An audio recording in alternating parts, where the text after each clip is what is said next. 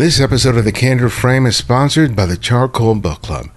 The Charcoal Book Club is a monthly subscription service for photo book enthusiasts.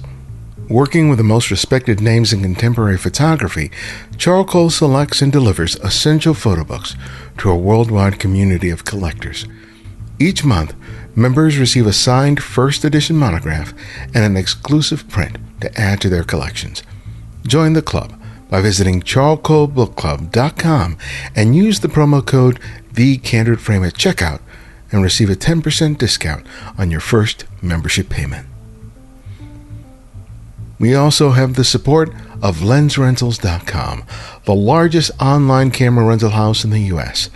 They carry the most popular brands and models of cameras and lenses, but also anything you need for video, lighting, post-processing accessories, and so much more. Whether you need something for a one-time assignment or want to test it out before you buy, LensRentals.com is there to help.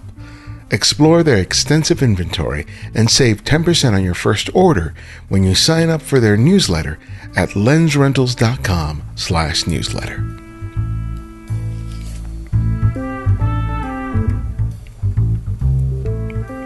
Albert Watson is a photographic legend. The Scottish-born fashion and fine art photographer has produced over 100 covers for Vogue magazine and 40 for Rolling Stone, which include portraits of Alfred Hitchcock, Kate Moss, David Bowie, Sophia Loren, Steve Jobs, and hundreds more. Along with his professional success, he has pursued personal projects focusing on Marrakesh and the Orkney Islands. He brings his well-developed eye to all of his work and is currently sharing how he does it all in his latest book, Creating Photographs, based on the online course to the Masters of Photography online video series. Albert has been on my short list since the early years of the show, and I'm so pleased to finally have a chance to share a conversation with him for you to enjoy. This is Ibarian X, and welcome back to The Candid Frame. Whereabouts in LA did you live when you were here? I lived in a couple of different places. The first studio I had was called the Indian Trading Post on Santa Monica, and was Santa Monica at Crescent Heights, and it's still that building. And originally it was an Indian Trading Post, and it's got a totem pole outside it. Before we took it, it was an Indian Trading Post. You know, it was like an Indian, but you could buy jewelry, Indian Navajo stuff and belts and all that. Yeah. And then we took it over, and it was a studio, and then we turned it into a studio. And we were there for 2 years, actually. And then after that, Tony Scott, the director, he took it over. I knew Tony because he was in my class at film school. So I knew Tony, and he took it over after me. And then after Tony left it, it became the photographer Melvin Sokolsky. Oh, yeah, Melvin, right. And he took it over. So those were the three people. Now, who has it? That space has quite the pedigree.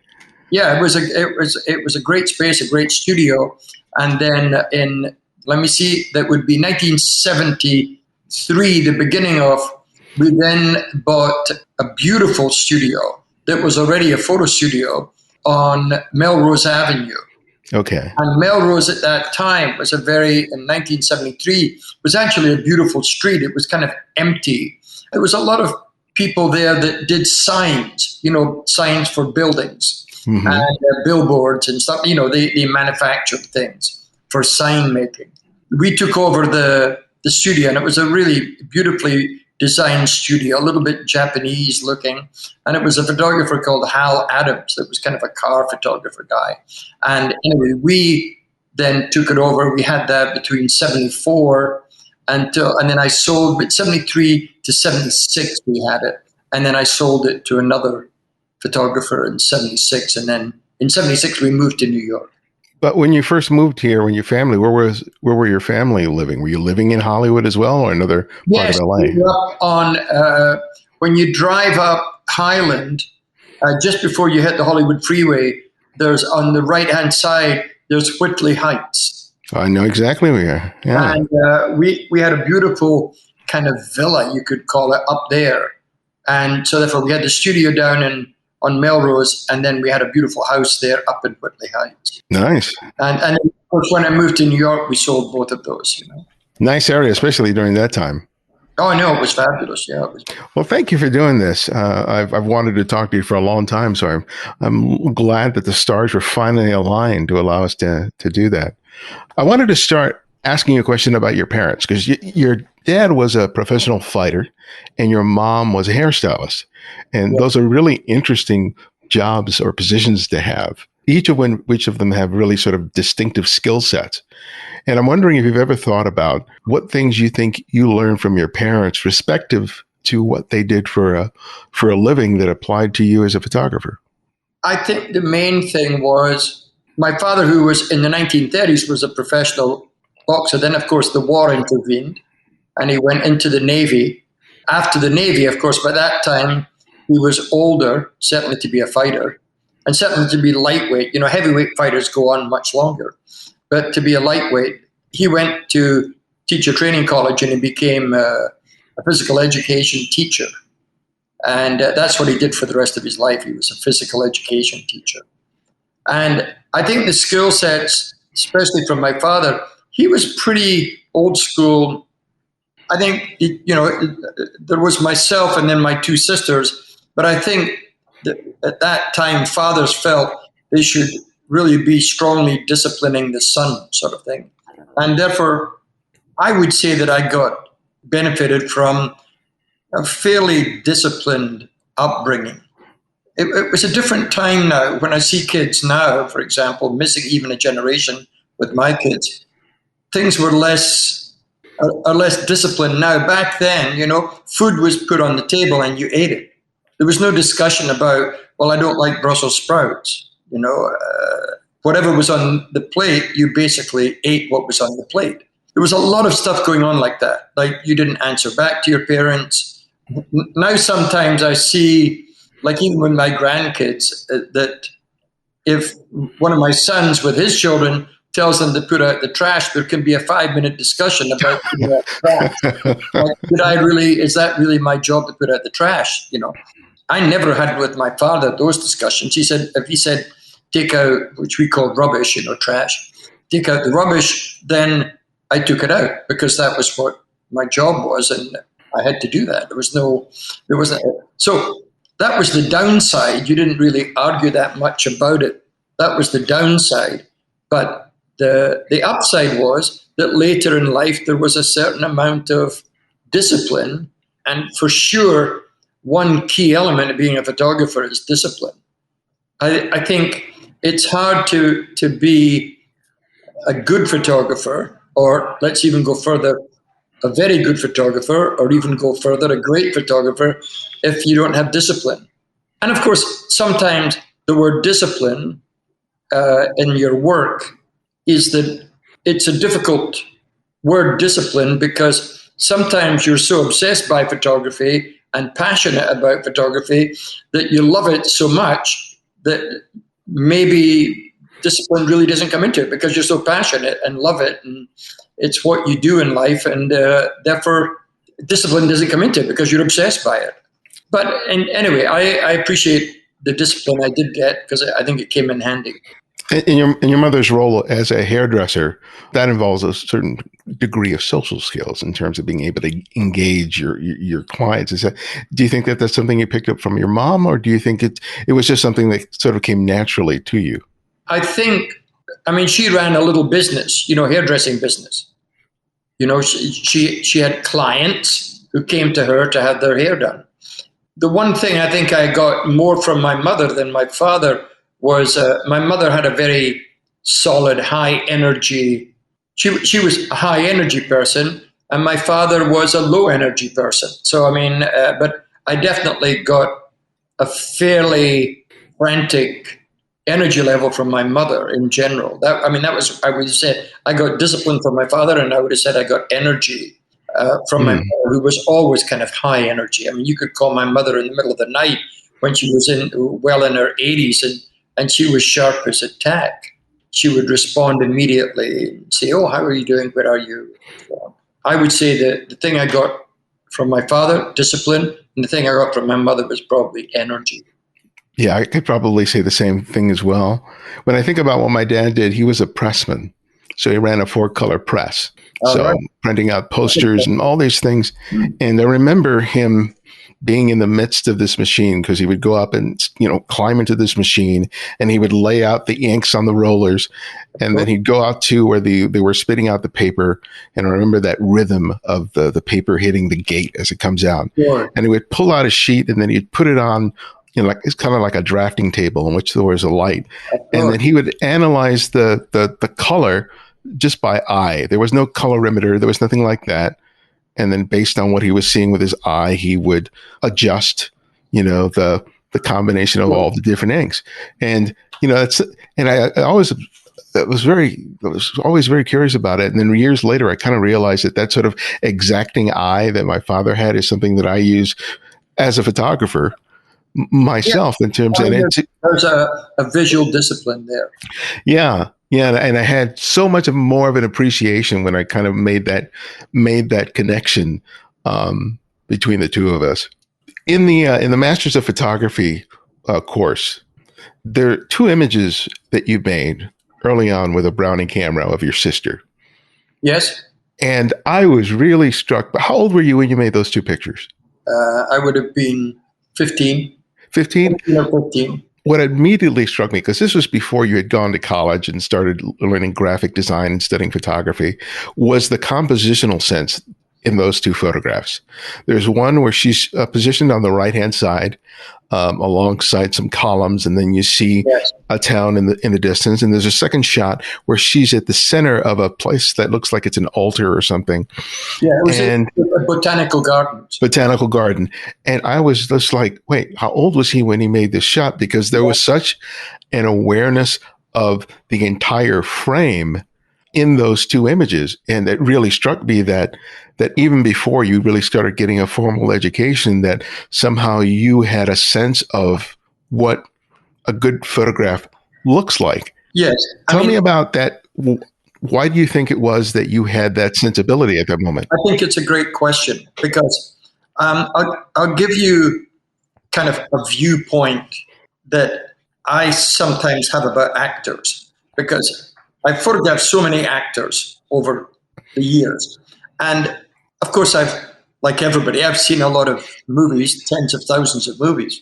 And I've always maintained in my own silly way, you might say, of coming to the conclusion that actors are born to be actors. They're born to be actors. And you can have a scale for an actor of 1 to 10. But to get on that scale, there has to be something inside of you, a natural, just something inherited. Who knows? Maybe from your great-great-great-grandparents, maybe from your parents, maybe from your own of what your persona is and how you feel about things. But I've always felt that if you choose to be an actor, and maybe in the beginning you're a 2 out of 10 actor, and you study, you do more projects, you work with better directors, and then after a couple of years, you move from a 2 to a 3, and sometimes maybe you have so much charisma that maybe you start at a 4, and with a lot of experience, you end up being a 6. And you can move up the scale, but there has to be something inherent in who you are to be an actor. I think if in my kind of a little bit, I agree, a little bit of a silly way of looking at it, that some people who are not on that scale, that it's not in them, they can, and there's a whole bunch of people that are like this, that they decide, they say, I think I'd like to be an actor. I like the idea of being an actor. And I'm going to go to night classes. And I've actually worked with some people a little bit like that, who have been going to night classes and taking acting classes for 4 and 5 and 6 years. And they still can't act. I think the same thing applies to photographers. I think you need something in yourself. I don't know what it is, that you have a disposition towards doing it. I remember going to school when I was 12, 13 years old, and there was a guy in our class that was kind of he was a smart guy. He not super smart, but he was a smart guy. And when he started taking French, he just had this remarkable ability to echo the French teacher's accent. And he just could remember it the next day. At the end of the week, he could remember it. And they very, very quickly, they found out that after 3 years from the age of 13, 14, and 15, this guy, by the time he was getting to 16, was almost fluent in French. And none of it, the rest of us all struggled with French. But this guy, for some mysterious reason, could manage to kind of remember everything and spoke French. And then the next thing was, they said, okay, this guy is amazing with languages. And his father came in, and his father was the head of the Scottish Communist Party and wanted him to take Russian, of course. So the school then organized that he had a Russian teacher. And this guy eventually, to cut a long story, ended up at Moscow University studying ancient Russian. He was completely fluent by the time he finished university in Russian, went to do a master's degree and a PhD in Moscow, and then came back and he ended up the head of the Russian department at Edinburgh University. Now, how come he just was able to suddenly kind of speak French? I mean, he had to work at it, but for him, he had an ability that an inherent. And I think there's the same thing can happen with actors. The same thing can happen with languages. The same thing can happen with mathematics. And I think the same thing can happen with photography. That it's just something that you're drawn towards, that you feel comfortable doing. And there was always this idea that you could get better if you practiced it. And because of the obsession and the passion, you could then, your photographs became better. You became more fluent. And one analogy I think we used in the book was the idea that when you first get in a car to drive, you say, this is impossible. I'll never be able to do it. It's too complicated. I'm going to kill myself or I'll kill somebody else with the car. And then, of course, bit by bit, you become more fluent, more comfortable. You can more or less be in the middle of a phone conversation, jump in the car and drive off and still carry on your phone conversation. And of course, it becomes a natural thing. What you're looking for as a photographer, you're looking for the same kind of fluency with cameras, so as that you become fluent with the camera and fluent with composition, fluent with how you work in that rectangle. You become so comfortable with it that you can then, in a way, I exaggerate a little bit, you can forget about the camera as a problem and you can concentrate on creativity and making great photos. Yeah, because you talk about in the book and also in the video series about, that the camera, the technical side is about 20% and 88% should be about creativity. And I think that in terms of sorry to interrupt you there. Yeah. I am not denying that in the end, this weird 20% or something, I'm not denying that when you first sit in a car, suddenly the mechanics and the driving is 100%. So when you're introduced to photography, of course, you have to know naturally where the shutter is, to press that button. So, but then you begin to then unravel the mysteries of all the technical things that you have to learn in photography. And of course, the miracle of the iPhone camera is that takes all of that away from you, and then in the end, you can take a nice sunset shot with an iPhone and you don't have to do anything. You just point and press a button. Right. As that 20%, which I said 20%, in some ways, you can say that percentage could almost disappear because it's natural. In other words, when you jump in a car in the morning, especially if you live in LA, and you must have been driving for years out there, that you jump in a car. Yeah, too many. You jump in a car. If I suddenly was sitting beside you and I said, now hold on a second, did you look in your mirror? And at that point, you may even look at me and say, well, I think I did because it's automatic. Of course, I would look in the mirror. I would never pull out without looking in the mirror, So you get to a point, this idea that we say 20% of this is technical. I would almost go as far as to say it's an invisible 20, 30, 40% It's just something, what you should be concentrating on once you learn that. Once you learn that 100% of driving the car, once you learn that 100% of learning a camera, then let's go. In other words, where are we going today, Because it's a deep hole that a lot of photographers get into when they get to that stage about the technical side, and they become they keep digging a hole for themselves in terms of, okay, I have to learn this, I have to learn this more, I have to buy this equipment. And it doesn't allow them to have that sort of relaxed, almost subconscious experience of of creating a picture and able to move into that area of creativity. And I think that's the way I kind of see it. There's this space of like innate talent that's like not formed or shaped. You learn the technical side of the equipment and about Photoshop, whatever medium you're using. And then there's a period of mimicry, right? Where you're learning by emulating what other people are doing. Yeah. And there's a moment of transition that not everyone is able to make, where they go into a place of personal creativity. And I think some people stop just short of that, where they're constantly fixated on the technical, or they're endlessly emulating a particular photographer or whatever trend sort of exists. And they find it a challenge to figure out what they want to say themselves about their subject or whatever, or what they want to say with the camera.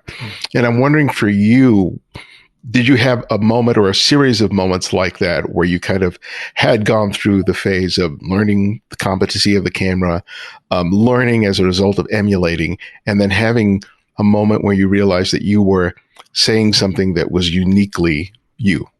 When I was younger, and I've said this several times, that on a Monday, I would take a picture, and as I'm taking it, I would be saying to myself, wow, this is just a genius photo.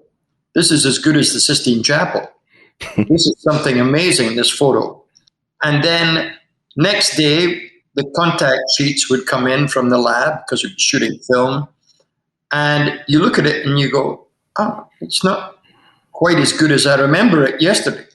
And then on Wednesday, the majority of this creation that you did on Monday is stuck away in a drawer somewhere. So I would look at that and I say, what the hell is happening here?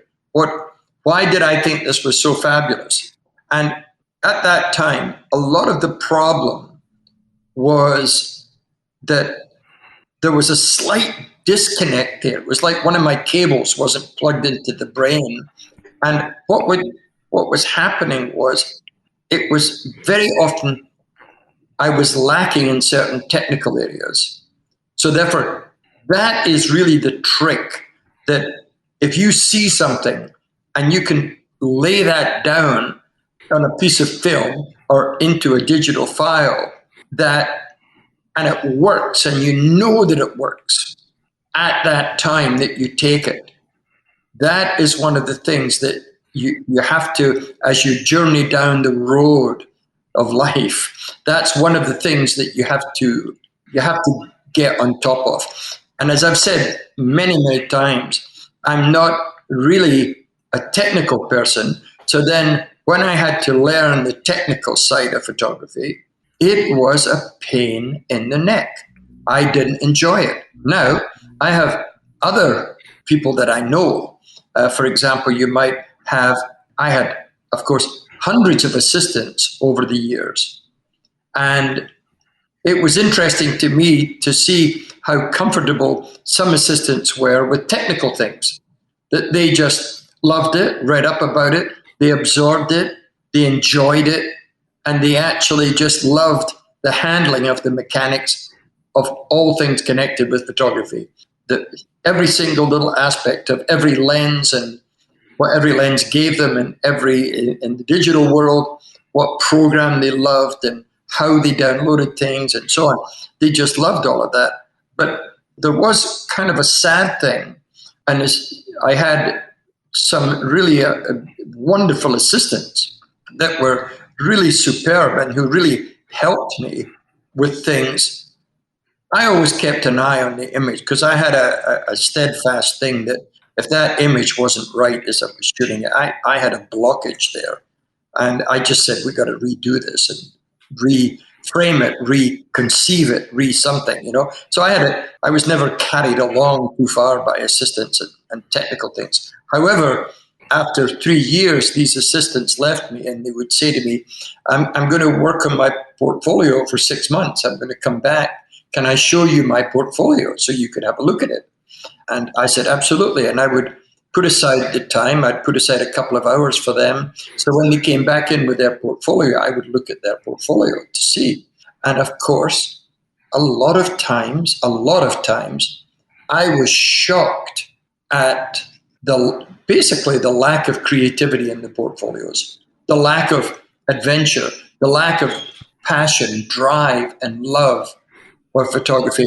And where I began to see some rather heavy pictures, kind of not very well conceived, not communicating with the subject, not good fashion photography, not good portraiture photography, not particularly brilliant still life work.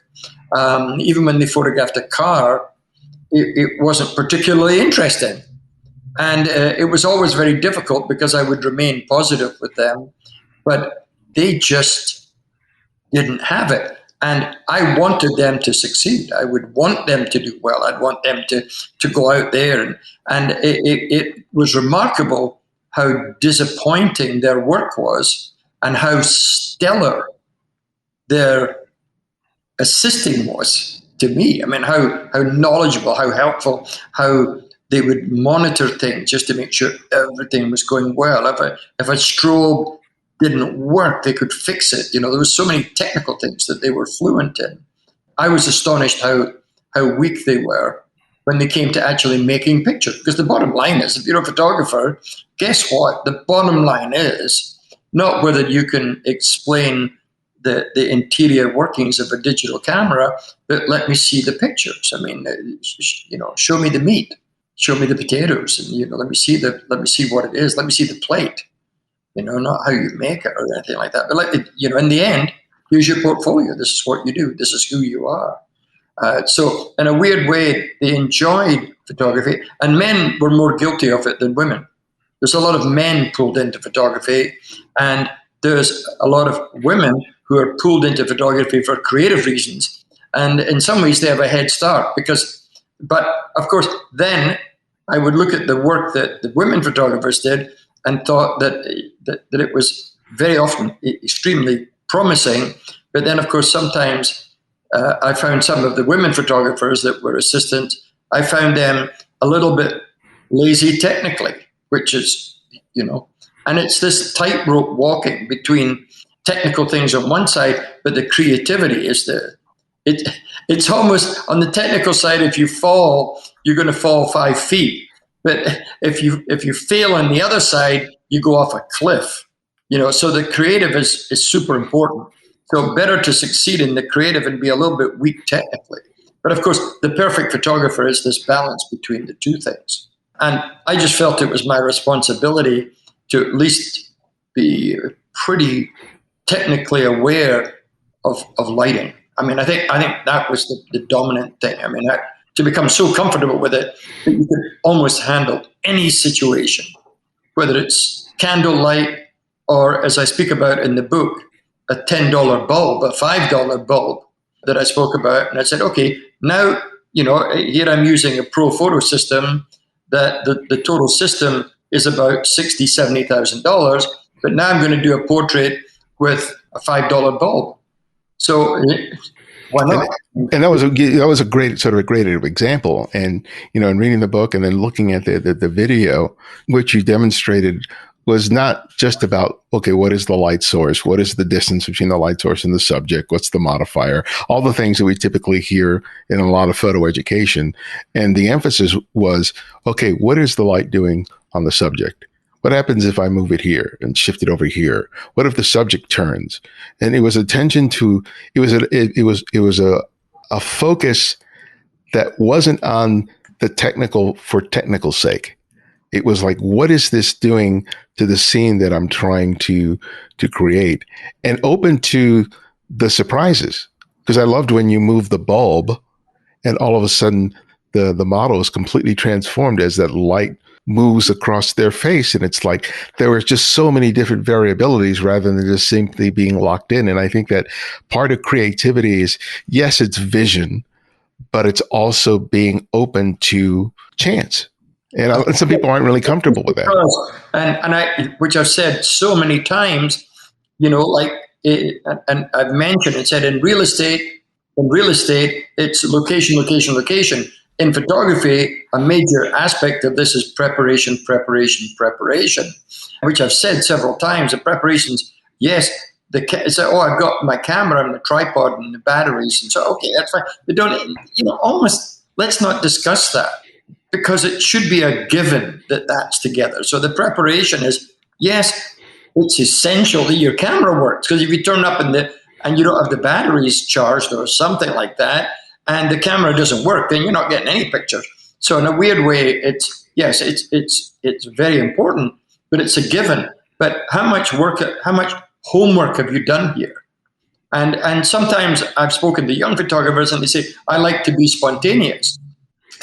There's nothing wrong with being spontaneous, but just watch out that Mozart can be spontaneous because he was a genius, and you can be spontaneous if you're a fabulous photographer. But if you're prepared with a plan, that doesn't mean to say that you can't be spontaneous. When I say preparation, then the photographer say, I like to be spontaneous. Be spontaneous.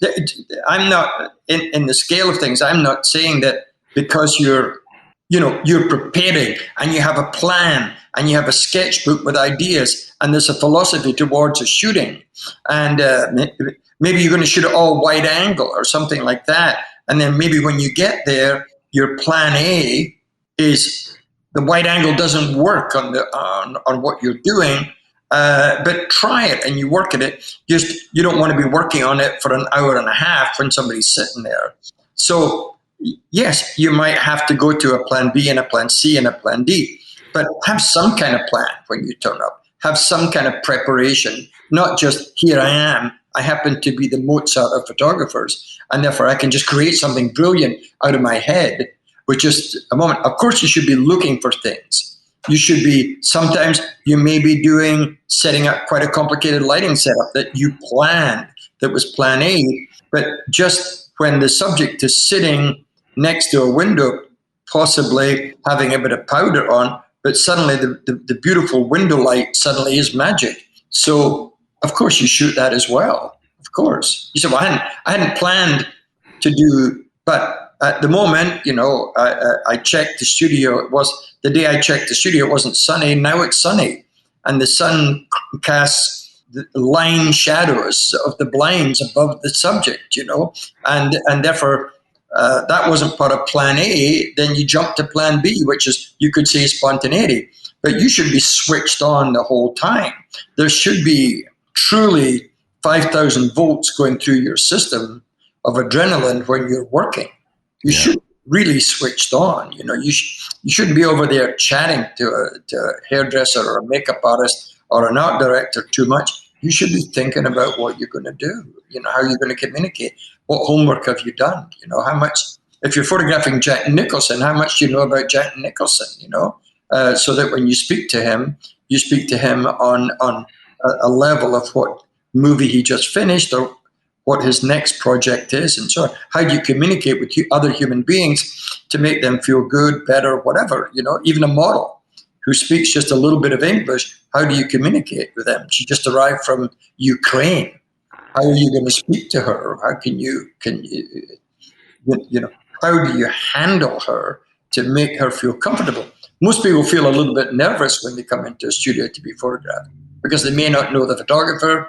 They're putting their lives in your hands in a way, You never know. I mean, there's some people, Diana Ross, when I first photographed her, was a nightmare of insecurity, I felt, and gave me a very hard time until she saw the first Polaroid. And when she saw the first Polaroid, then I was her best friend in the world, and she booked me to for 3 days to do all of her albums and all of her programs for the upcoming tour and all of that after she felt comfortable. So, of course, in a lot of shootings, you want to, like that, you want to start with a little bit of a bang, and you want to make sure you're prepared and that your first pictures look, a little bit special. Yeah. On that subject, you photographed Nicole Kidman several times, but the first time I've read didn't turn out so well. And there was something about the shoot getting a little bit out of control. And I'm kind of not sure exactly what that means. If you don't mind, if you could sort of explain what mistakes that you think you made on that particular shoot. I think it's a great example. It's a great example of almost doing too much. We were, as I went through my career, we were always in demand. We were always working. And it's because I did so many different things. It's because it was not hard for me to shoot a catalog for a company like The Gap or something like that. It came naturally to me, and I actually enjoyed it. I enjoyed having to do 20 shots a day and make them interesting, powerful, with good lighting, but to make the graphics powerful, strong, wonderful, and so on. So we were in demand all the time. We were working for like 5 or 7 different magazines at the time, 10 magazines. We were working for at the same time. And then fitting in advertising campaigns, we were doing all kinds of things, campaigns for Chanel or Prada and so on. We were busy all the time. So the good news is we were busy all the time. The bad news is sometimes we were busy all the time. That was the bad news. And here was a perfect example that Nicole Kidman, it was the start of her career, and she was at that time pretty much an unknown, and she was just getting started. And she'd done one movie called Dead Calm, an Australian movie, and with Billy Zane, who I knew well, actually, even before he did that. And she came in, and because it was a water movie on a yacht, I came up with the idea. I said, let's, put makeup on, but let's spritz her face with water so the makeup runs. Everybody liked that idea, and I explained it to the makeup artist. And then, of course, I went into the darkroom to print while they were doing the makeup. And I got involved with my, doing printing.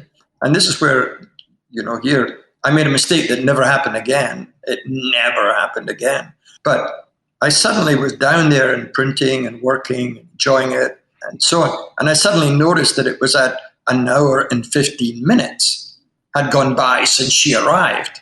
And, of course, I then stopped printing and I went upstairs, and basically Nicole Kidman had about 2 pounds of makeup on. It was far too much makeup. All you really need was a natural makeup with some mascara, so the mascara would run on the cheeks a little bit, not a full-blown heavy black, heavy makeup. That's something that normally I never let happen, but here it was right in front of me. And then, of course, the PR person says, and Nicole has to leave in 15 minutes to go and do a TV interview. So suddenly then I'm confronted with someone, Nicole Kidman, who was almost unrecognizable with all this makeup on. And then I thought, well, maybe the water will rescue it, but the water actually made it worse. Then I thought maybe my lighting won't rescue it. And the lighting even made it worse. So it was really a disaster all round. It's how even a photographer with experience to do something like that I got caught there, and it was nobody else's fault but mine, because the photographer is the controlling factor with all kinds of things. How he photographs the fashion, how he photographs and what does the hair look like, how he photographs the makeup and what does the makeup look like, and what his vision is for the final shot. And I just knew that when I saw her that I had a problem, because basically at that time there was no time to redo the entire makeup and start again. Normally I would have done that. If it was just a model that happened by chance, I would have said, right, I'm sorry, I don't mind doing to prove to the makeup artist it doesn't work, but it's a mistake this. Basically, that was a shooting that got out of hand. But I mean, I did subsequent shootings with her, and we never had another problem like that. I didn't let that happen. I did for lots of different projects, like The Hours, that movie, The Hours, with Julianne Moore and Meryl Streep. I did the movie poster for that because I did a lot of movie posters. We actually made up and were good friends. Oh, that's good. Yeah, but I'm just letting you see as a perfect example.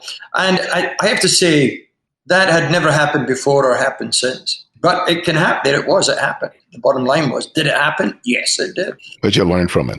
But you never let that happen. I mean, it's almost, I knew it when I saw it that was my fault, I should have monitored the makeup. You can't just say, okay, the makeup artist does the makeup, the hairdresser does the hair, the stylist puts on the clothes. All you have to do is photograph it. No, you should be aware of what clothing is, what fabrics are, what's the difference between cotton and a brushed silk, and so on. You should be aware of that. You should have knowledge of the designers, what their viewpoint is, and so on.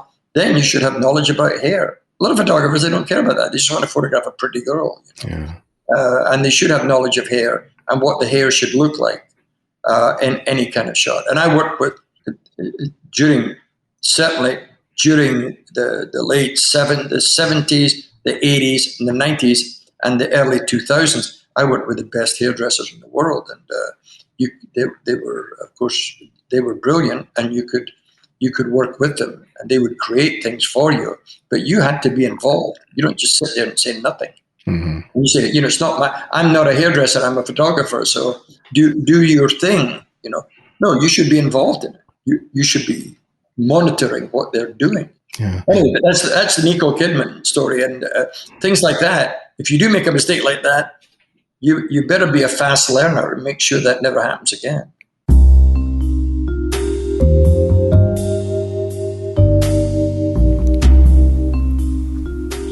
Though we're inundated with content about photography, the focus is often about photographic equipment. Articles, blog posts, and videos draw a lot of traffic based on new or rumored products, even though most of them reiterate the same information and then they just move on to the next thing.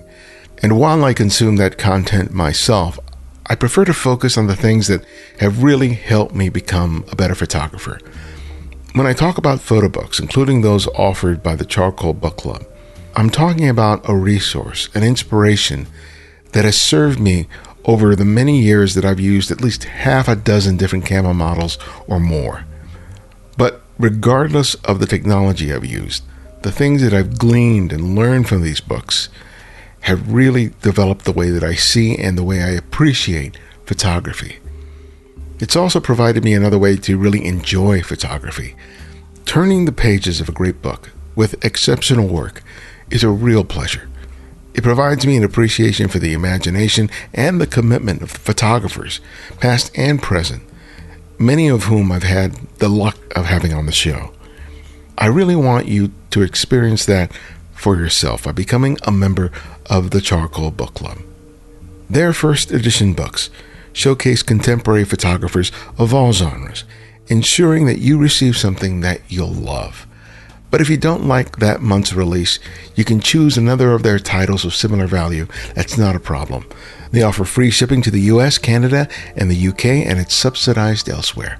Join the club at charcoalbookclub.com today, and remember to use the code TheCandidFrame at checkout and receive a 10% discount on your first membership payment.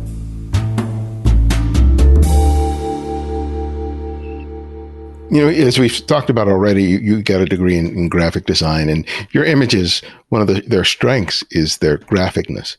Yes. I grew up in sort of one of the highlight periods of posters and album designs because my dad, I was surrounded by this stuff, even though I may not have recognized, the artistry that was involved in it. And I'm wondering, during those periods, did you have illustrators, graphic artists that you felt were early and big influences on you in terms of the way you saw photographically? Oh, absolutely. When I went through graphic design school, we were really, myself and a couple of my friends, we were obsessed by a lot of Polish graphics. We would see these wonderful posters that Polish designers did for theater and also for circus. There'd be a circus traveling through Poland, and they would do a poster for the circus that would be plastered all over the towns. And some of these posters were just absolutely sensational. And the Polish designers would do theater, circus, and cinema posters. And I was influenced by them because there was always this power graphic and a lot of times a very good visual idea as well as that. And at the same time, I was influenced a lot by a German magazine called Twen, that's Twen. And Twen had a lot of good photographers working for it at that time. And they also had some brilliant illustrators. They had the illustrator that you probably may or may not know called Heinz Edelman. Unfortunately, a lot of people don't know who Heinz Edelman is. But if I tell you that he did all of the drawings and animation for the Beatles' Yellow Submarine, then that was all done by Heinz Edelman. So at that time, I was definitely influenced by magazine graphics from, say, the German magazine Twen. And at the time, through that magazine, going back in time, then I was influenced by the Dadaists that were German-Swiss, Swiss-German movement. And of course, due to the art training, then I was, of course, heavily trained in the history of art. I mean, you had to pass exams on it. You weren't just kind of, I'm interested in the Renaissance or something. You had to have knowledge of movements like that. It wasn't just like, oh yes, Impressionism, and kind of you say, the people make the mistake. You hear them talking, you say, well, Monet was an Impressionist, and you go, that's fine. And so was Van Gogh, and you say, actually not. Van Gogh was a post-Impressionist, Although Gauguin was influenced by Impressionism, he also became a post-Impressionist and almost went on to a certain almost surrealism in some of his paintings. So he was almost an early surrealist. And then Cézanne was an early cubist. And so, but all of that knowledge, which I was given going through university, all of these things help and encourage me to be a better photographer. I mean, the study of graphics, listen, in the end, you want to be a photographer? What do you look at every day? It's the common denominator in the vast majority of photography. It's what we all have to deal with. It's a rectangle. Photography is always a rectangle. Now, you might be a panoramic. It's a rectangle. It might be square. It's a rectangle. It might be vertical. It's a rectangle, and it might be horizontal. It's a rectangle. So what you put in that rectangle is the story of who and what you are. So a rectangle, when you choose to be a photographer, then you choose to enter the world of a rectangle, because that's what your life is going to be forever and ever. It's a rectangle. So you better know that, a rectangle has two sides to it.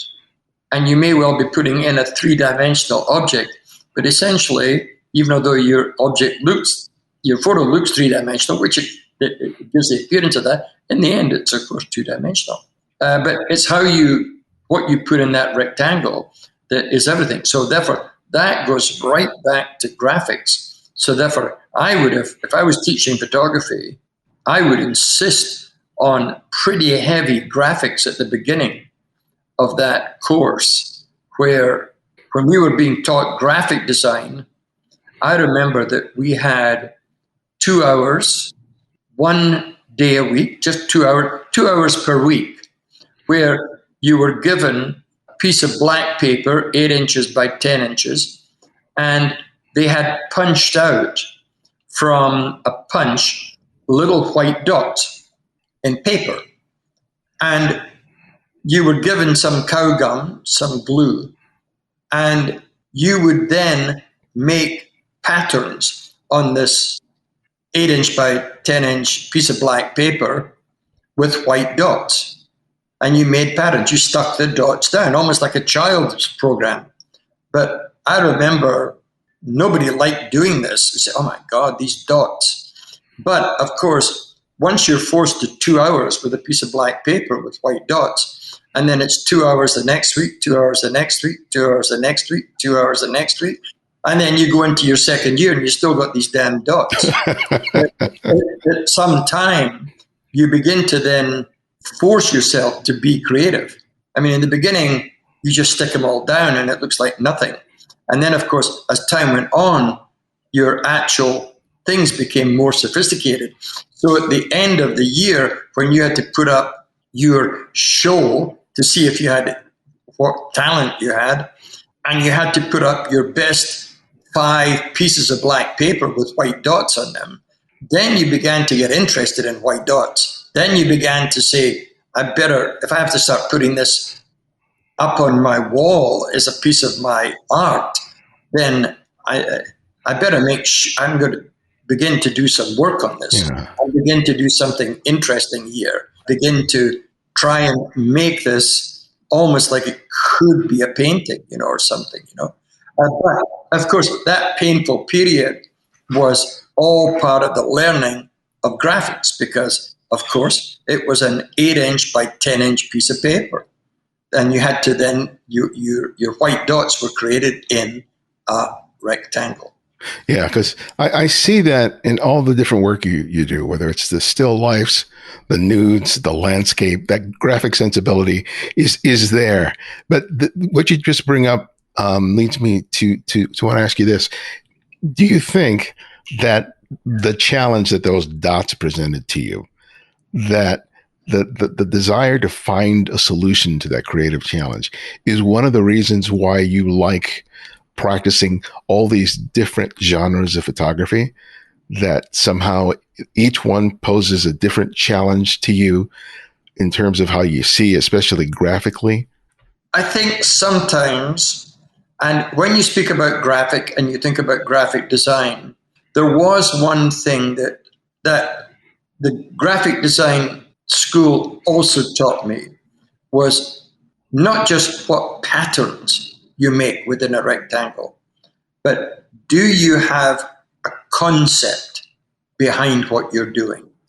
Is it possible to present a powerful graphic and have something, a statement about what you're making? And I'll give you an example of what I did at school. It's a perfect example of this. When I was given a project to do a poster for a play at the local repertory theatre when I was at school. And the name of the play was Toys in the Attic. And it's a famous play. And it was about it was about many different things. But one of the aspects was that how you're brought up psychologically can, of course, affect you later in life and can come to haunt you and to make you either deal with life in a good way or perhaps not be able to handle life. So the play had a lot of aspects of that in it. And I came up with a very simple solution where I got some children's wooden blocks, the kind of wooden blocks that used to have the alphabet in them. Yes. Uh-huh. Sometimes there would be the A, B, C, the blocks, and you could make patterns and shapes and so on. And I got 6 wooden blocks that were about 2 inches each. And I then photographed a child, and I cut the photograph of the child into exactly 6 pieces, and I pasted them on the side of the toys. Now that meant that the photograph was broken up, and I was able to move and alter the appearance of this child. That was a very normal, almost passport picture of a child. But I was able to move the bricks in different directions so that the image was a little bit disturbing. So it was a normal child, but the bricks just moved out of alignment and out of position. And then I re-photographed the bricks. Mm-hmm. And that became the poster. And this was enough. So the wooden bricks said toys, toys in the attic, like in your mind, in the attic of your mind. It then said a lot. And it was for me very successful because in the end, it was graphically strong but it had a concept. It wasn't just like it was nice to look Yeah. at, but it had a concept in it. And therefore, when I came in touch much later, I became fascinated sometimes with minimal photography that was not amazing lighting or amazing, wow, that lens, that landscape, that photograph of, Clint Eastwood or something. Completely simple, almost taken to the basis of it being a passport picture.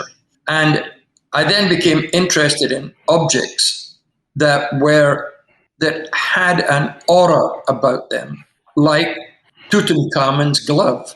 So I then found out through connections that I had, and it was very complicated and took 2.5 years to get in.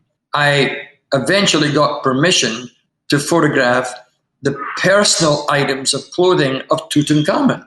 And of course, the way to photograph that was just to basically take a passport picture of Tutankhamun's glove. So if I showed it to you, you might look at it and say, well, it's, what is that? A garden glove or something like that? Lots of photographers have done shots of, an old thing they found in the garden, an old thing, and they put it on the light box and photograph it like a crushed beer can from the road, and they photograph that with a good camera, and therefore this becomes textural. It can be graphics and so on. But I was interested in something beyond that when you look at it, it's a glove.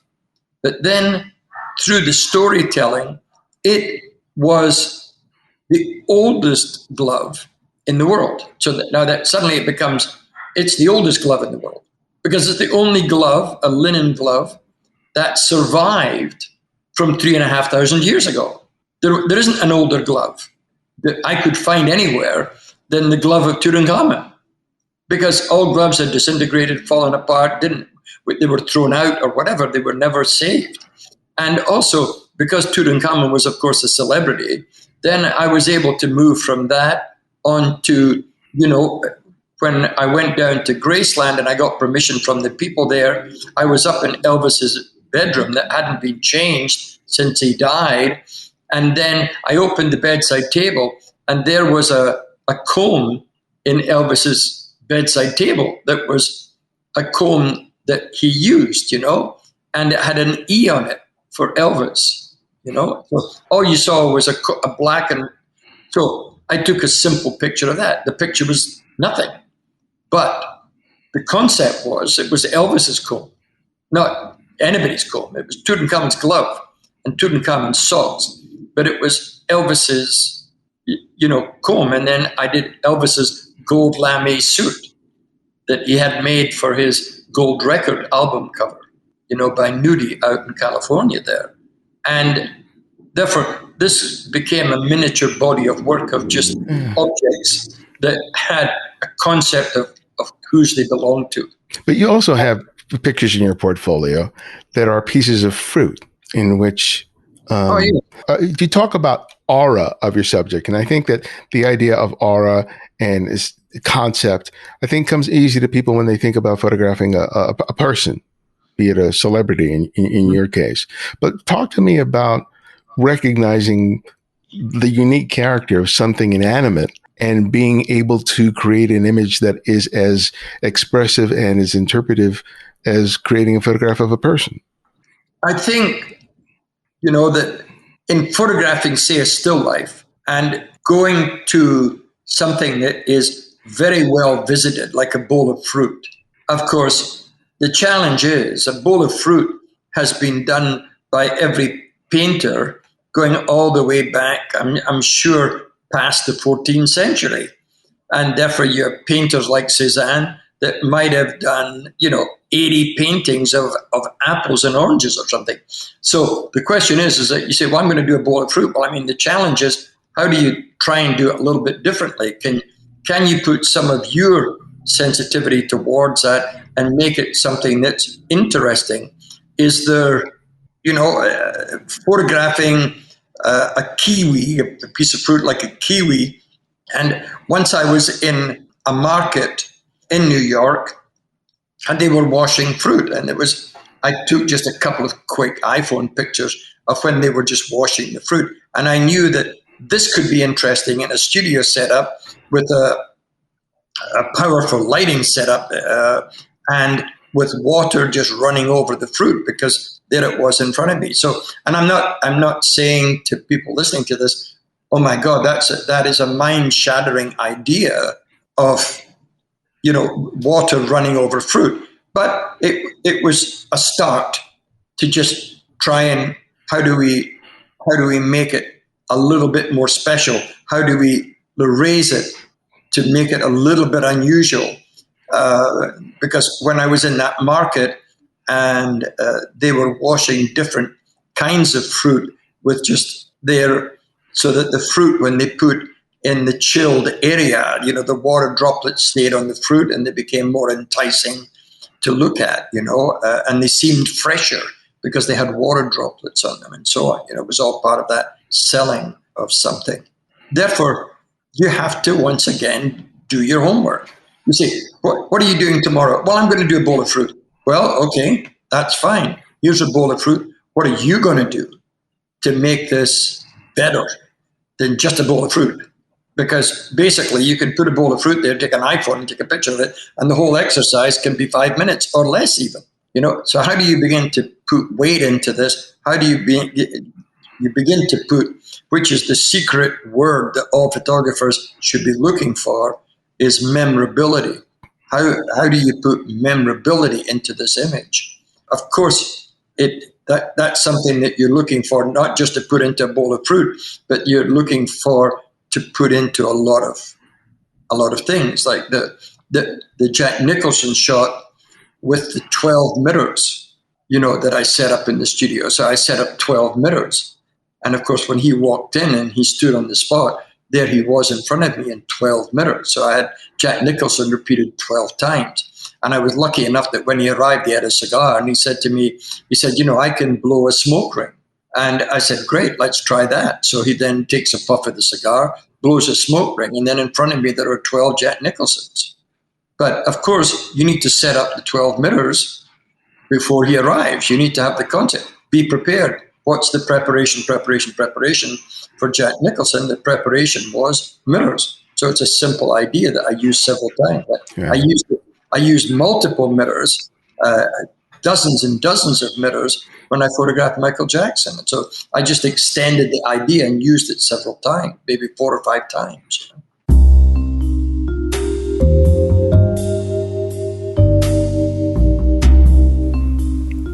Though many of us are now able to enjoy getting out, traveling, and returning to our photography, there may be some obstacles in the way. Because of COVID, many camera and lens manufacturers are experiencing delays in making and shipping out products. So having the use of that particular lens, camera, or accessory may be difficult because things are limited. But that doesn't have to limit what you can use for your next photographic experience, because you can rent virtually anything from our sponsor, LensRentals.com. They have a large inventory of photographic gear from cameras, lenses, lighting, and more. If it's related to photography or video, they have it, and they'll make it available to you easily and affordably. Check out their inventory and save 10% on your first order when you sign up for their newsletter at lensrentals.com/newsletter. And thanks to all of you who continue to support The Candid Frame financially. By making the choice to contribute to the show, you are making so much of what we do possible. Despite the difficult year it's been for all of us, I am so appreciative that you've stayed committed to supporting the work that we do here. But if you haven't done so already, you can help contribute to the show by becoming a Patreon supporter today. You can do that by contributing $5, $10, $20 or more a month by visiting patreon.com/The Candid Frame. Just $5 a month from you can make a big difference. Thank you so much for your support. As you said before, you've worked with a lot of assistants, but during the pandemic, being able to interact with other people, especially work with other people, is sort of stifled it. And I know that you are constantly working, and I'm wondering during this period where you didn't have access to the normal crew. Did you find that it provided you an interesting opportunity to practice your photography in a different way? Well, there is a sad thing that kind of happened to me over the years, because when you start out as a photographer, you're there. Sometimes once you've been a photographer for a little bit of time, you can get one assistant to help you. So, but when you have one assistant there, you turn up in the morning and guess what? You set up all the lights, you set up the things yourself. You put a strobe head on a stand, and then you plug it into your strobe. You do it yourself. And as time went on and I became busier and busier and busier, I had a time where just the way it fell in the basically the early 80s, I ended up with 3 Japanese assistants who were, I would say, on the assisting scale, they were 9.9 out of 10, all 3 of them. And they were the kind of people that in the morning when I arrived, they all stood up and bowed to me, which was a little bit disconcerting. And I told them, of course, it wasn't necessary. And I told them it made me feel a little bit uncomfortable. So they didn't do that anymore.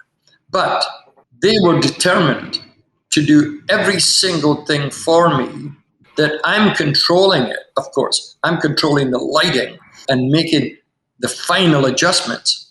But they were doing all of the things involved in a lighting setup: cabling, preparation, observations, everything for me. And over a period, when you have that over a period of 2 years, you lose a little bit of the tactile that you yourself set it up. In kind of reverse of that you're losing that ability to feel the mechanics of a setup. But the advantage was I suddenly found myself more and more involved with the creative. So I was able, with the backup of these guys, to suddenly become more and more and more involved with creative thinking, more and more. So I was able a little bit to divorce myself from the practicalities. And the best analogy was I was moving from driving the car to backseat driving, to the point that I was saying, right, we're going to head down this freeway and you're going to take the first exit on your left.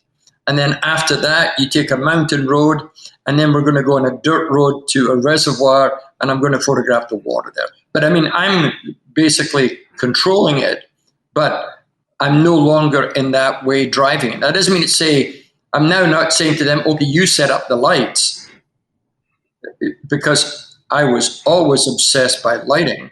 And of course, I'm always making the adjustments myself. I'm always working on that myself. But I did lose some of the tactile. That was a little bit of the sad part. And I'm more comfortable now, of course, working with a very, very good assistant and a good team, because it enables me to work more like a surgeon, where you put out your hand and somebody puts a scalpel in your hand, or you put out your hand and there is a cable release. So that's just a natural thing as a photographer is going through his whole career, that you bit by bit, you become really concentrated on the creative and what your picture should look like. For people who pick up the book or look at the video course, what are you hoping that people take away from having an opportunity to learn about how you work? I tell you, and I hope to answer the question, that it was interesting once, and I've only done this twice, I think, is to go to a workshop, And I remember going to the Santa Fe workshop, and they said, we'd like you to teach a workshop. And a friend of mine was going out there, and I was so busy, I thought it was very hard for me to give up 5 days, really. But I did. And of course, I just assumed that a workshop was a bunch of 18-year-olds that didn't know what an f-stop was. And then, of course, turning up on the first morning, were all these guys who were in their mid-30s to mid-40s, and even a couple that were 50, 51, And they started arriving in Mercedes and Lexus cars, and I thought, wow, who are these guys? And they turned out to be all working photographers that had driven there from all over the West Coast. They'd driven from LA to there, they'd driven from San Francisco, and they'd driven from Portland, and even two photographers had driven down from Vancouver. So they all came into this class. So in the beginning, here I was thinking I had to explain an f-stop, and they were all working photographers. They all had their own studios with assistants. And the main thing that I thought, well, why do you need me? You seem to all be very successful. You're all driving fancy cars, etc., etc. And then they were a little bit shy in the beginning, but the bottom line was, which was an unanswerable, and I couldn't help them. They all said, yes, we are, but we're not famous. How do we make the next step towards being a famous photographer? How do we increase our work so that the work becomes famous? Of course, since I guess if you're doing a workshop, you're the teacher, and at that point, it's a very difficult thing to answer that.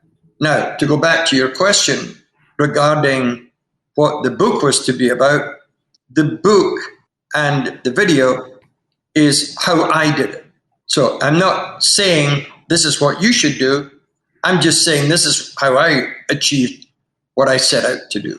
And I mentioned to them so many times, I said, the problem is you created a lot of images where people look at the images and say, yes, I see what you're doing.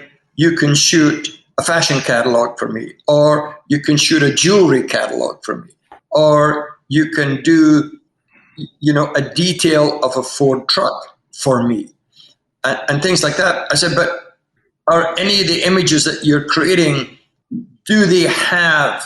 are they heavyweight images? Are they memorable? Are they powerful? And I said to some of them, I said, look, I think some of the images are very nice. Some of them you're creating nice images here. But some of the images that you're creating are at the level of, which is very damning of me to say, trying to be positive, the level of popular photography. I said, stay away from these magazines like Popular Photography, which essentially, popular photography, the readership is 85 to 90% amateurs who want to be photographers or who love photography with a passion. I mean, my dentist is a hardcore photographer. He's a dentist. But when he finishes and he goes home, he spends 5 hours a night working on his pictures on his computer. Every night. He's obsessed. And any holiday he gets, he's off to the Antarctica or, the tip of South America, or he's going to, iceberg fields up north, or he's always looking for things, or he gets a special permission to photograph the Mets baseball team and things like that. He's obsessed by it. So it's a funny thing. What does he do? He's a very, very successful dentist. Well, if he were my dentist, I would just hope that he hadn't overslept the evening before he's supposed to work on my teeth. No. He's but he's a disciplined guy. I mean, that's the kind of thing. He's very disciplined when he's working as a dentist. But he has this private thing. I think he hopes he can't wait for the moment that he retires as a dentist, and bingo, when he wakes up in the morning, he's a photographer for the rest of his life. He really loves it. But the story I told you about trying to instill in these photographers this idea, elevating your photography. Okay, you've reached a certain point. They had reached a certain point with their photography, and they were having difficulty elevating it. That was the point. Mm-hmm. They were elevating it into another level where the pictures that you make are memorable. It's a bottom line. I mean, right. Special. memorable. Memorability. It's you think of so much great art. You look at, and since I jokingly mentioned before the Sistine Chapel, you look at the Sistine Chapel. Guess what? You remember it. God touching the finger of man. You kind of remember. I mean, it's kind of like, wow, that's a good image. Yeah. Michelangelo at his best, or the smile of Mona Lisa. I was just let me see. This is what, Tuesday. On Friday of last week, I was in Italy. I was doing a project there, and I was in the library in Milan that houses all the drawings, not all, but 1,100 drawings of Leonardo. And of course, it was a very special thing to be in a library that was closed and to spend time with the curator looking at these drawings. I mean, what a special thing that was. And I just did that on Friday. And on Thursday, I was on the top of Mont Blanc at basically at 12,000 feet. So, I mean, these are the kind of projects that you somehow help me a lot and keep me stimulated. Well, my last question that I ask each guest is I ask them to recommend another photographer for our listeners to discover and explore on their own. And it can be anyone, someone you've long admired or someone you've recently discovered. So who would that one photographer be and why? I hate to come back at you and say it's impossible to do that, because I think there's so many good photographers. Now, when you say there's so many, when you start numbering, there's maybe 100 or 150 really great photographers. And you go, wow, that's a lot. Well, photography's been around for 120, 160 years approximately. Somebody can correct me. 165, 69 years, something. During that time, these are the photographers that I like. This morning, I give you a name from this morning. I was just looking at a photographer I know very well called Bill Brandt. Yeah. Bill Brandt is really a photographer that really was able to move in a circle of reportage photography, but he was also a surrealist. So he was able to, and was a man of his time. So he was, influenced by the surrealist. He was influenced a little bit by Man Ray. I don't think he copied Man Ray, but he might have been influenced by Man Ray. But he's certainly a photographer that has a really beautiful body of work. And his wide-angle nudes, the ear on the beach is such a beautiful image. You go to the beach and you find a shell, maybe if you're lucky, and you put it to your ear and you can hear the ocean sort of thing, whatever. But here is just, he photographed somebody, a human being's ear on the beach with pebbles and cliffs and sky. And it's a really emotional image. And guess what? It's memorable. Yeah. His portrait of Francis Bacon, the painter, is really kind of almost a troubling portrait of that artist. He also photographed the staff of country houses that now really don't exist. So he was between a reportage photographer and an art photographer. And is certainly somebody that you can look at and not only go, wow, but he created what I've mentioned so many times during this talk. He created memorable images. Yeah. Well, thank you for that. And thank you for your time. I really enjoyed having a chance to talk with you. No, the questions were well thought out, and I loved chatting.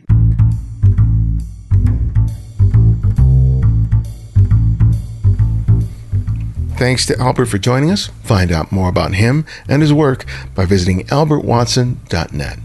And find out more about his book and online course by typing in Masters of Photography. And remember, it's Masters of Photography in order to go to the correct site. Or, to make it easy for you, you can just check out the link in the show notes or our website. On July 24th, I'll be doing an online presentation for the Maryland Photography Alliance. I'll be speaking on the subject of how to improve your photography by getting out of your own way. The event is open to everyone, with contributions going to the Maryland Food Bank. Get more information and register by visiting mdphotoalliance.org. Now, your thoughts and feelings about this show matter. If you haven't already, please write a review on Apple Podcasts or any service you use to listen to podcasts. It helps us to stand out among the many thousands of podcasts that are out there. Your voice makes a big difference. And remember, you can support the show by contributing to our Patreon effort or make a one-time or recurring donation via PayPal. Thanks to Suzanne Lopez for her recent contribution. We also provide a series of ebooks on photography available for purchase on our website. It's my way of sharing my experience and knowledge and another way for you to support the show. And if you can't find every episode of the show on whatever service you listen to podcasts, download the Candid Frame app, which is available for Apple iOS and Android. And because of your generosity, it's free to download and use. No additional purchases are required. The Candid Frame's audio engineer is Martin Taylor, who you can find at theothermartintaylor.com. The show's senior producer is Cynthia Parker. And our music is from Kevin MacLeod, whose royalty-free music can be found at incompetech.com. And this is Ibadian X, and this is The Candid Frame.